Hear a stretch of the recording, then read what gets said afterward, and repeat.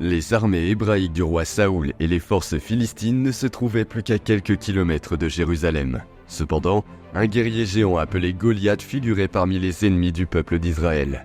Il mit au défi n'importe quel Hébreu de l'affronter en combat singulier. Mais le cœur des Hébreux était serré par la peur, car affronter un tel géant s'apparentait à une pulsion de mort.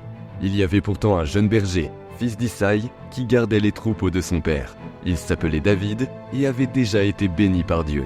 Suivant les ordres de son père, David se rendit sur le champ de bataille pour apporter des provisions à ses frères aînés. Il rencontra Goliath, qui, depuis 40 jours, ridiculisait le courage du peuple d'Israël qui refusait de l'affronter. David déclara au roi Saoul qu'il affronterait le géant, mais le roi l'en dissuada. Au-delà de sa taille gargantuesque, Goliath avait été entraîné à la guerre dès l'enfance. Mais David lui expliqua qu'en tant que berger, il était de son devoir de protéger son troupeau des prédateurs, qu'il s'agisse d'ours ou de lions. Le vieux roi Saoul demanda à Dieu de le bénir et lui donna des armes et des armures. Mais David répondit qu'il n'était pas habitué à ces vêtements et qu'il préférait ne pas les porter. Tenant son bâton, équipé d'une fronde et de 5 pierres, David se fraya un chemin jusqu'à Goliath, qui jeta un regard méprisant à son adversaire et lui demanda s'il pensait que le guerrier philistin était un chien hirsute que l'on pouvait chasser à coups de bâton. Pour son audace, la chair du jeune homme servirait de nourriture aux oiseaux. David riposta en disant qu'il se tenait là au nom du Dieu d'Israël et que le géant allait basculer et avoir la tête arrachée de son corps. Et partout, les gens entendraient parler du jour où le guerrier de l'Éternel reçut la victoire des mains de Dieu.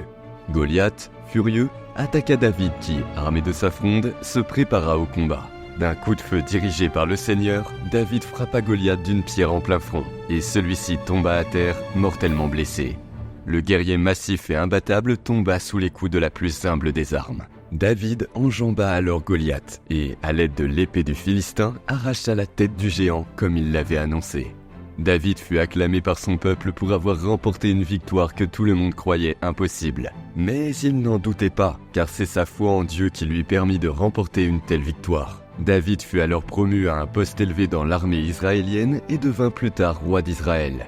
L'histoire de David et Goliath nous montre que Dieu peut utiliser les personnes les plus inattendues pour accomplir ses desseins. Jeune berger, David trouva une foi inébranlable en Dieu.